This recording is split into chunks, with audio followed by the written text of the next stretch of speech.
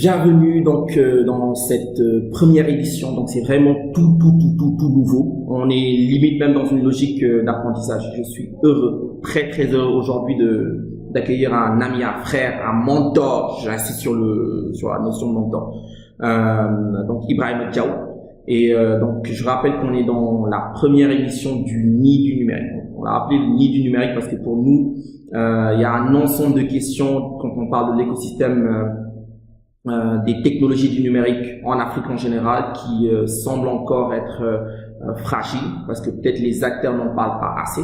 Et cette émission n'est rien d'autre que la volonté notamment de participer à la production de contenu et à la construction notamment d'une base, dans le cadre notamment du développement de ces technologies par rapport à l'économie numérique.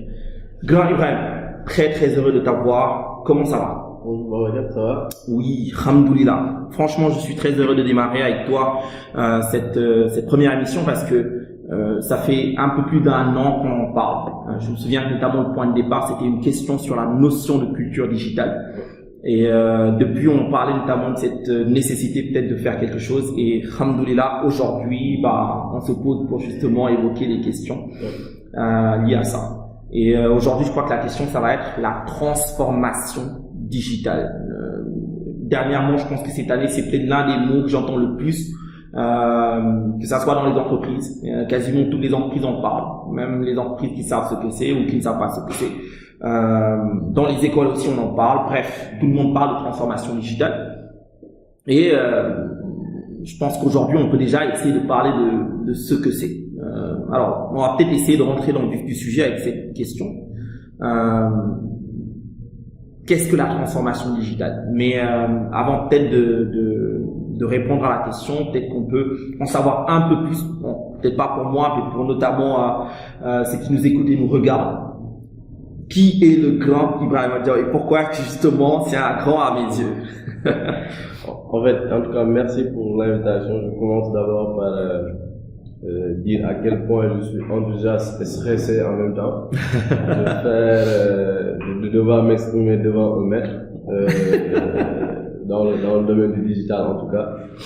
Donc Ibrahima Diaw, c'est un jeune talibé du apprenti du numérique aujourd'hui qui voit toutes les opportunités en fait qu'offre cette révolution qui est en train de s'opérer et qui veut vraiment apporter sa contribution dans ce secteur pour permettre aujourd'hui aux entreprises de pouvoir en bénéficier. Absolument. Qu'on reviendra un peu là-dessus.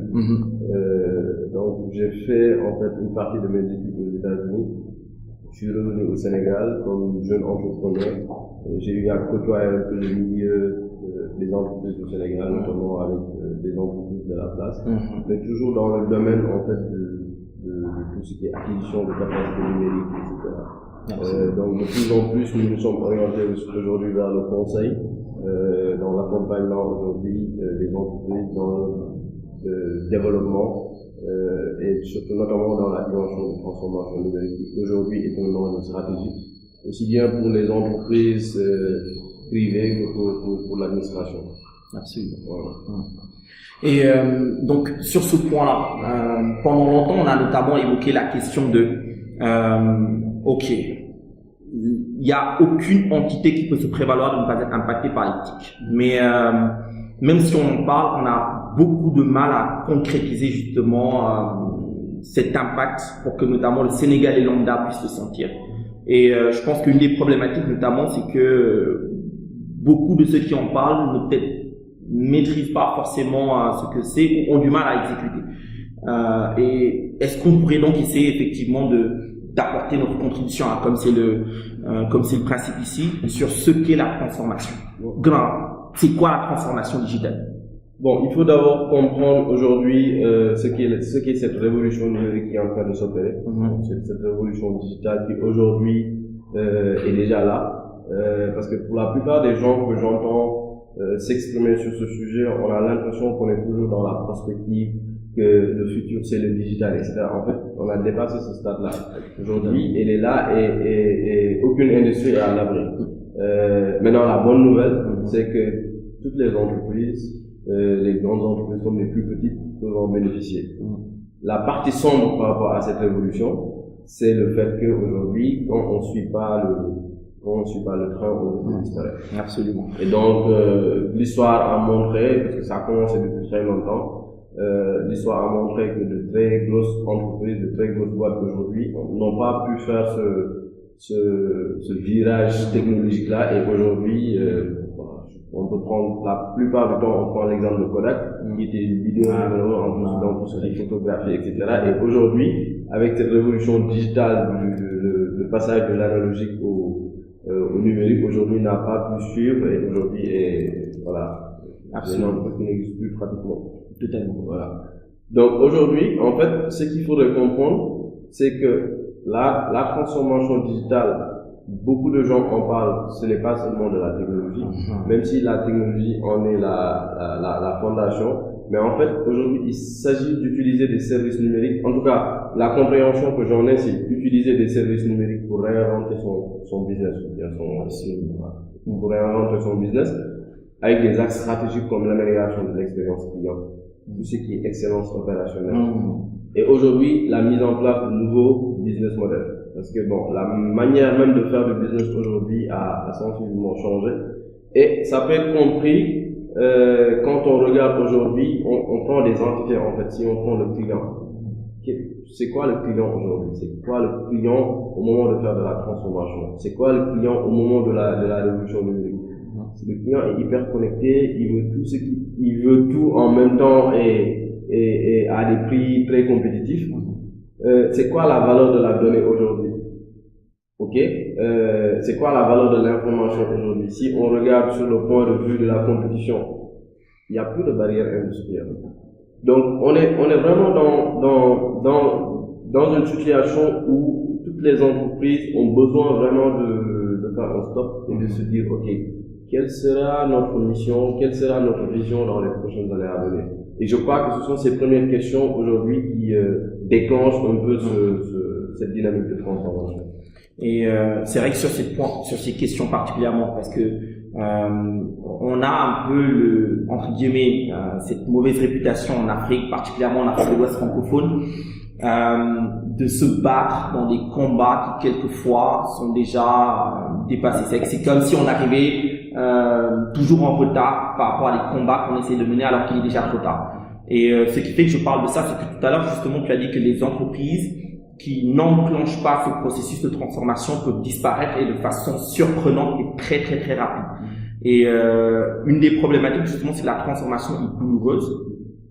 Et il y a des entreprises qui enclenchent notamment en tout cas des ambitions, mais qui peut-être font des choses qui ne sont pas vraiment de la transformation. Est-ce qu'on pourrait mieux appréhender ce qu'est la transformation, parler de ce que n'est pas la transformation digitale justement? Voilà. En fait, il faut déjà faire la part des choses entre ce que moi j'appelle la digitalisation, qui est plus l'acquisition de capacités digitales, c'est-à-dire le fait de passer à un système traditionnel vers l'acquisition de ERP ou quelque chose comme ça.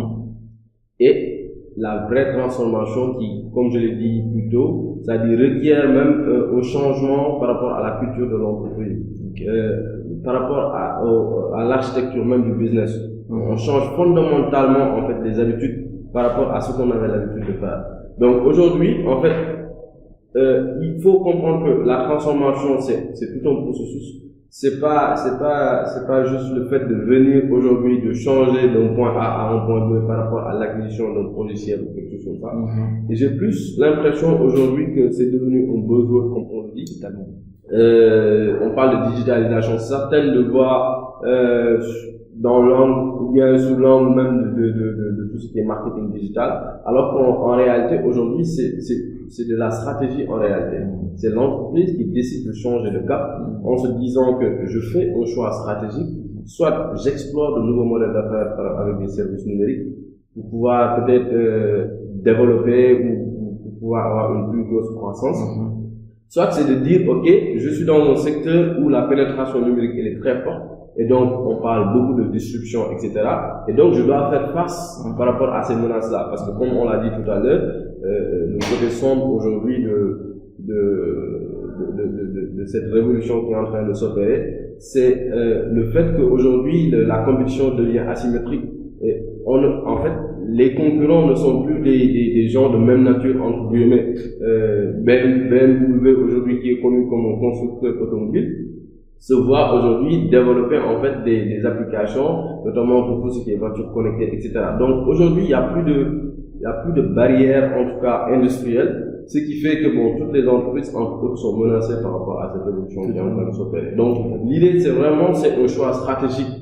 Et derrière, pour la plupart, ceux qui réussissent vraiment la transformation numérique, il y a deux choses, c'est-à-dire l'acquisition ou bien la capacité digitale et la capacité managériale. Parce que derrière, tu peux avoir les solutions les plus puissantes, mais si derrière cette dynamique de transformation, notamment même par rapport à la culture de l'entreprise, ne suit pas, vraiment, voilà, on ne bouge pas. Totalement. On ne bouge pas. Donc, quand on parle de transformation, vraiment, c'est pas de l'adaptation, c'est plus au changement en profondeur par rapport aux manières de penser, par rapport à la culture, par rapport aux manières de faire du business, par rapport aux différentes manières de voir le client, de le considérer et de le traiter. Donc, il y a beaucoup de phases, en fait, c'est tout un processus qui fait qu'aujourd'hui, en fait, toutes les entreprises doivent se poser la question parce que c'est une question stratégique. L'autre chose, c'est la vision qu'on avait en fait des services informatiques qui a tendance à changer parce que pour la plupart c'était des centres de coûts, donc c'était plus de la gestion opérationnelle, etc. Mais en fait aujourd'hui toutes les entreprises avec des départements informatiques, ces départements informatiques doivent faire une mutation profonde, c'est-à-dire changer, de quitter le centre de coût pour devenir un centre de profit. Et donc, pour devenir un centre de profit aussi, il faut s'assurer d'être à la bonne table, c'est-à-dire là où on prend les bonnes décisions. Et ça, c'est à un niveau stratégique, au niveau de la direction générale, etc. Et donc, c'est pourquoi ce concept est en train d'évoluer. On parle moins de directeur informatique, etc., mais plus de chief digital officer, etc. Parce qu'aujourd'hui, ce sont des gens qui doivent en fait conseiller la direction générale pour la mise en place de nouveaux services numériques qui doivent produire de la valeur. Totalement. Et d'ailleurs sur ce point, parce que quand on prend la question en tant que telle de le fait que la transformation, ça soit un élément stratégique et que par conséquent ça se fait forcément en profondeur. Dans l'exécution, il y en a beaucoup qui justement s'appuient essentiellement sur, comme tu l'as dit, avec l'acquisition par exemple de logiciels ou d'infrastructures, et donc finalement ne font pas de la transformation parce qu'ils se posent pas les bonnes questions. Je pense que c'est douloureux parce que justement on est quelquefois obligé de repenser même le positionnement stratégique de l'entreprise, la mission de l'entreprise ou en tout cas la façon de mettre en œuvre la mission de l'entreprise pour réinventer l'entreprise et donc le repositionner notamment dans la filière stratégique dans laquelle elle se pose. Et donc ma question c'est, est-ce que par exemple on a des exemples au Sénégal, en Afrique de l'Ouest en général, sur des situations ou des choses qui pourraient permettre à ceux qui nous écoutent et à ceux qui nous regardent peut-être de voir ce qui justement est fréquemment commis comme erreur. Par exemple, je sais pas, je suis une entité, je commence à dire ok, je vais faire la transformation, je vais acquérir telle technologie ou telle, je sais pas, des portiques automatiques par exemple. Et ensuite, je suis un hôtel, je vais acquérir des portiques automatiques. Pour 2 ans après, me rendre compte qu'il faut que j'acquière notamment un nouveau logiciel, mais ce nouveau logiciel n'est pas forcément en adéquation avec ces portiques. Comment on fait? Est-ce qu'on supprime ces portiques pour prendre d'autres portiques? Donc, parce qu'il n'y a pas eu de réflexion sur où on veut aller. On n'a pas démarré avec les bonnes questions. Donc, quelles sont les bonnes questions avec lesquelles on démarre pour garantir notamment que la succession justement des choix qu'on se fait nous mène à une véritable transformation et pas à une simple logique notamment de digitalisation de fonctions. C'est une question très pertinente. Et d'ailleurs, en fait, ce qu'on doit faire au tout début, c'est faire vraiment un diagnostic organisationnel / stratégique. Ce qui implique aujourd'hui de revoir, est-ce que comme quelqu'un l'a dit, la stratégie c'est choisir son champ de bataille. Est-ce qu'aujourd'hui on reste dans le même marché ou est-ce qu'on est en train d'explorer de nouveaux marchés? Est-ce qu'aujourd'hui on est dans un secteur où la pénétration numérique est très forte? Quels sont aujourd'hui les objectifs stratégiques de l'entreprise? Donc, ce sont des questions de business avant tout. Avant de pouvoir explorer en fait les solutions technologiques qui permettront de pouvoir conduire cette transformation. Donc, comme tu l'as si bien dit, c'est-à-dire, aujourd'hui, il faut que l'entreprise puisse s'arrêter, faire un diagnostic et se dire exactement, voilà ma nouvelle mission, voilà les produits ou les services que je cherche à mettre en œuvre, voilà le système d'amélioration client que je souhaiterais conduire, et puis sur cette base, en fait, définir des programmes. Parce que bon, comme je l'ai dit, c'est tout un processus, c'est-à-dire c'est pas quelque chose qui se fait du jour au lendemain. Il y a des entreprises dans d'autres pays qui l'ont démarré depuis très longtemps, et c'est tout un processus. Je vois qu'au Sénégal, qu'il y a des entreprises qui commencent vraiment à comprendre. Et je crois que le point fondamental aujourd'hui, c'est déjà de comprendre le sens de l'urgence.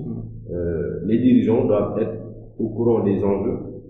Ils doivent connaître quel est le sens de l'urgence. Comme tu l'as si bien dit, se poser les bonnes questions. Parce que il s'agit pas aujourd'hui d'être juste un fashionista du numérique, c'est-à-dire faire l'acquisition du dernier gadget numérique qui est là. Il s'agit en fait aujourd'hui de savoir que, vu que c'est une question stratégique, ça va être traité de manière très sérieuse. C'est-à-dire qu'aujourd'hui, si nous ne faisons pas ce bond-là, notre entreprise risque de disparaître, ou bien notre part de marché risque de sécurité, etc. Donc, à la base, ce sont des questions purement business qu'il faut se poser. Faire des orientations très claires par rapport à ces moyens aussi. Parce que bon, on sait que tout programme de transformation requiert en fait d'énormes moyens. Absolument. Et puis éviter en fait dans une certaine mesure d'importer des concepts aujourd'hui qui ne règlent pas très forcément nos problèmes. Donc pour revenir sur ça, c'est faire un diagnostic organisationnel de son entreprise, de savoir aujourd'hui quels sont ses problèmes. Diagnostic organisationnel implique le fait de faire des études de marché pour comprendre aujourd'hui quelles sont les opportunités offertes par le numérique, mais aussi quelles sont les menaces. Et à partir de ça, mettre en place un plan stratégique de transformation qui permettrait après de pouvoir explorer des solutions numériques pour pouvoir conduire ça. Excellent. Et c'est vrai que je comprends notamment que, parce que par rapport aux différents éléments, avant d'attaquer notamment la question liée aux enjeux et aux opportunités que tu as évoquées, il y a cette question de maturité. Parce que tu as notamment parlé de cette logique de transformation en profondeur, de diagnostic organisationnel / stratégique qui va impliquer effectivement que tu prennes conscience de l'ensemble des aspects qui vont être impactés. Et dans ce diagnostic, je pense qu'il y a peut-être une partie qui va être liée à la mesure de la maturité digitale de l'organisation. Et quelquefois, cette maturité digitale va déterminer aussi le champ du travail à effectuer par rapport à cette logique de transformation.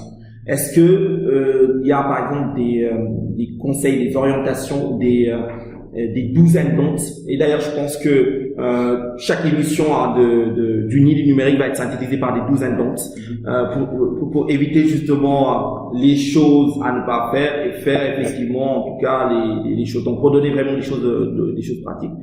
Donc est-ce qu'il y a des conseils ou des orientations sur la mesure de la maturité digitale de l'organisation au niveau notamment de nos pays africains? Je crois qu'il y a un certain nombre d'outils qui ont été développés aujourd'hui pour déjà savoir si on est prêt pour la transformation. Mais comme j'ai dit tout à l'heure, la première question qu'il faut nécessairement gérer, vu que en fait, quand on parle de conduite de transformation, c'est avant tout du leadership. C'est que le leadership même de l'entreprise puisse comprendre quel est le sens de l'urgence. Et ça, comme je l'ai dit, il faut l'évaluer, savoir parce que bon, tous les secteurs sont impactés, mais pas au même niveau. Si on prend des exemples liés à tout ce qui est retail, tout ce qui est logistique, etc. Aujourd'hui, on voit que, en fait, sur la chaîne de valeur, pas mal d'éléments aujourd'hui sont en train de bouger. Est-ce que ça va dans le bon sens? Est-ce que ça nous profite? Etc. Donc tout ça, ce sont des questions, comme j'ai dit, d'ordre stratégique voire organisationnel, qu'il faut notamment évaluer. Il faut faire une évaluation. Connaître exactement quelle est la position de son entreprise par rapport au marché, mais vraiment par rapport au marché / la révolution qui est en train de s'opérer. Parce que ça va ça va très vite. Voilà.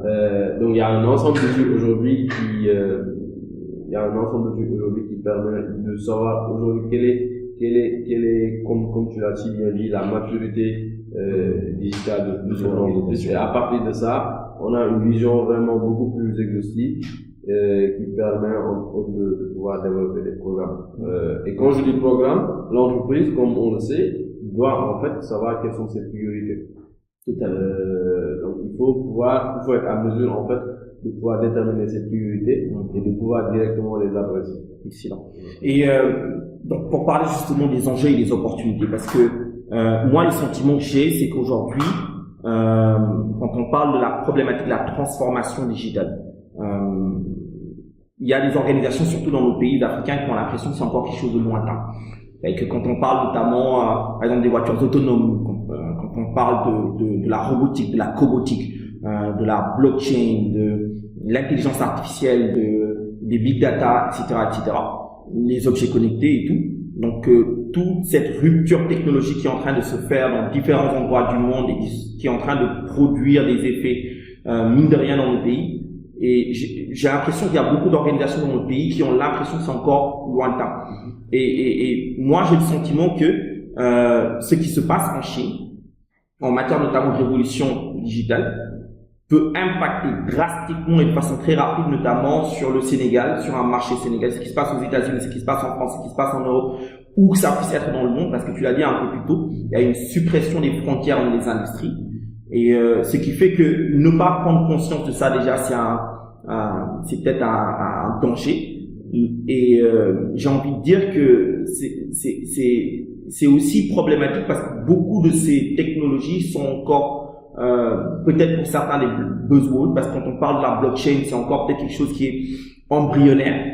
Quand on parle de l'intelligence artificielle aussi, il y a beaucoup de choses qui se font, mais il y a aussi beaucoup d'extrapolation par rapport aux choses qui se font. Peut-être que certains vont dire que bon, c'est une intelligence globale, alors que peut-être que c'est des intelligences très très spécifiques, etc. Par rapport à tout ça, comment, en tant que responsable d'entreprise, en tant que chef d'entreprise, je dois me comporter pour comprendre les enjeux, les opportunités et me préparer? Bon, tu viens de le dire, ça veut dire qu'aujourd'hui, personne n'est à l'abri. Vu que personne n'est à l'abri, ça veut dire qu'il y a de la veille qui doit se faire, de la veille technologique. Mais moi, en fait, ce que je veux éviter, en fait, c'est de pouvoir importer, en fait, des concepts, être dans des buzzwords, etc. Alors, en réalité, on a nos propres contraintes. Ces technologies-là, aujourd'hui, sont développées dans des pays où il y a une certaine maturité par rapport, il y a des questions préalables qui ont été gérées. Tout à l'heure, on en a parlé, notamment la question de l'état civil, etc. En fait, aujourd'hui, ce sont des gens qui sont dans une suite logique par rapport à leur niveau de développement. Donc, l'autre chose, c'est que je crois qu'on ne suspecte pas aussi une certaine culture digitale qui est en train de s'installer, notamment par rapport à la proposition de valeur. Aujourd'hui, on sait que, en fait, dans le secteur du transfert d'argent, de plus en plus, les gens, ils sont en fait, les gens sont des gens connectés, on va dire. Je vais pas citer de nom, mais la plupart des applications aujourd'hui n'ont pas fait de didacticien ou quelque chose comme ça pour dire comment je dois être utilisé. Et pourtant, on voit sur les statistiques que le niveau d'utilisation est très important. Donc, moi, je crois qu'il faut de la veille technologique, mais bien comprendre son secteur et pouvoir mesurer de manière peut-être pas très exacte, mais de voir ou évaluer en termes d'enjeux, de perspective, quel est aujourd'hui le niveau de pénétration digitale par rapport à mon secteur d'abord. Et je crois qu'en tant que chef d'entreprise, la question que je dois me poser en premier, c'est ça.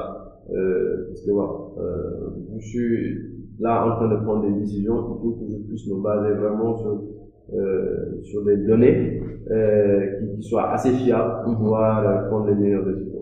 Totalement. Et c'est vrai que c'est un excellent exemple, la question du transfert d'argent, parce que tu l'as dit, je pense que un des gros problèmes qu'on a, c'est qu'il y a beaucoup d'imports. On a beaucoup de concepts qui nous viennent d'ailleurs, on a beaucoup d'outils qui nous viennent d'ailleurs et qui après effectivement font que peut-être dans l'exécution on est un peu dérouté. Parce que si on reste dans l'exemple du transfert d'argent, peut-être que l'Afrique a un peu fraude-lippé ou a un peu contourné des problématiques. Quand on prend l'exemple alors pour les citer, M-Pesa, Wari, Orange Money, ce qui est en train de se faire, Alors que dans d'autres pays, peut-être que l'étape n'a pas été la mobile money en fait, parce que l'étape a été effectivement la carte. On sait que en Afrique de l'Ouest, on a galéré à dépasser le taux de bancarisation de 15%. Et on se rend compte effectivement que le nombre de personnes qui commencent à détenir des comptes, notamment au Kenya, même si c'est effectivement l'Afrique de l'Est anglophone, le taux de personnes détenant des comptes bancaires mobiles est drastiquement plus élevé que le nombre de personnes qui détiennent des comptes bancaires traditionnels. Et donc, est-ce que selon toi, ce serait ça le bon chemin? Ce serait de voir comment concrétiser ou comment rendre la façon la plus concrète possible toutes ces technologies en adéquation avec nos réalités et de ne pas essayer de répliquer les choses qui peut-être viennent d'ailleurs. Oui, comme je l'ai dit, moi je suis pas contre la prospective, mais en fait il faut rester rationnel. C'est-à-dire aujourd'hui on a pas mal de problèmes qu'il faut régler. Et bon, la technologie permet quand même de les régler, mais en fait, comme tu dis, j'ai l'impression qu'on est plus dans le sensationnel entre guillemets technologique que dans la recherche de vraies solutions par rapport à nos problèmes. En fait, je suis pas très sceptique, mais bon, on a vraiment des b.a.-ba aujourd'hui qu'on n'arrive toujours pas à régler. Si des technologies comme blockchain, etc., nous permettent aujourd'hui de régler des problèmes.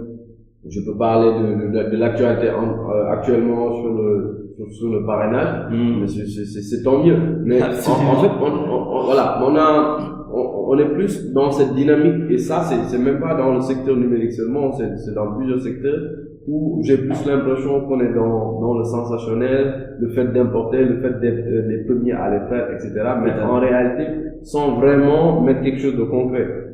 Les pays que tu viens de citer comme le Kenya, le Rwanda, etc. On voit qu'en fait ce sont des gens très pragmatiques. Si on prend juste l'exemple du Rwanda avec la chaîne logistique aujourd'hui, l'usage des drones, quand tu regardes la géographie un peu du Rwanda, tu peux comprendre que voilà, ce sont des gens qui viennent adresser vraiment des problématiques qui sont sérieuses du moins, et qui aujourd'hui trouvent des solutions parce que la révolution numérique a permis entre autres choses aujourd'hui aussi, c'est-à-dire de libéraliser, on va dire, toutes les technologies qui autant étaient détenues par soit des pays très développés ou bien des grandes industries, quoi. Donc je crois qu'il faut se poser les bonnes questions. Ne pas rester trop aérien. Cibler aujourd'hui des programmes prioritaires où en fait nous avons tous des problèmes en tant que citoyens sénégalais voire africains, et voir aujourd'hui les opportunités du numérique qui nous permettent de les régler. Mais vraiment ce leapfrogging là dont on a l'habitude de parler, en fait ne doit pas rester à l'état de concept, mais vraiment dans le vécu des gens de tous les jours. Voilà. Moi vraiment c'est l'avis que j'ai par rapport à ça. Je suis bien d'accord parce que fréquemment je dis tu peux pas reprocher aux Sénégalais, parce que j'entends ça notamment de la part de chefs d'entreprise, de start-upers. Oui, le Sénégalais n'est pas connecté. Oui, le Sénégalais est illettré. C'est pas au marché de s'adapter à ton produit, c'est à toi de faire quelque chose qui soit en adéquation avec la problématique à laquelle il fait face. Donc c'est encore pour dire effectivement qu'il faut qu'on soit très ancré effectivement sur les problématiques, sur les réalités locales. Et je pense vraiment que par rapport notamment à ceux qui nous écoutent et à ceux qui nous regardent, que c'est très important d'avoir cet aspect à l'esprit. Alors aujourd'hui, le point principal c'était la question de l'appréhension même de la notion de transformation digitale. Je pense que chaque secteur a maintenant ses particularités. Alors donc on va peut-être dire que il faudra qu'on puisse se revoir. Il faudra qu'on puisse se revoir à une certaine fréquence, notamment pour évoquer cette question de transformation, peut-être secteur par secteur. Alors on sait que notamment au Sénégal, il y a eu un plan, une stratégie notamment Sénégal numérique qui a été structurée et qui justement adresse différents secteurs par rapport à ce que pourrait être le potentiel de l'économie numérique au Sénégal. Et dans beaucoup de pays africains aussi, on a des poussées de ce type. Quelle est peut-être, pour conclure, ton appréhension ou ton analyse, ta perception, ton opinion en tout cas de ce qui a été fait par rapport à ce plan Sénégal numérique et qui va nous permettre peut-être d'avoir un point de départ sur les prochaines rencontres qu'on va avoir, secteur par secteur, sur cette question de transformation digitale?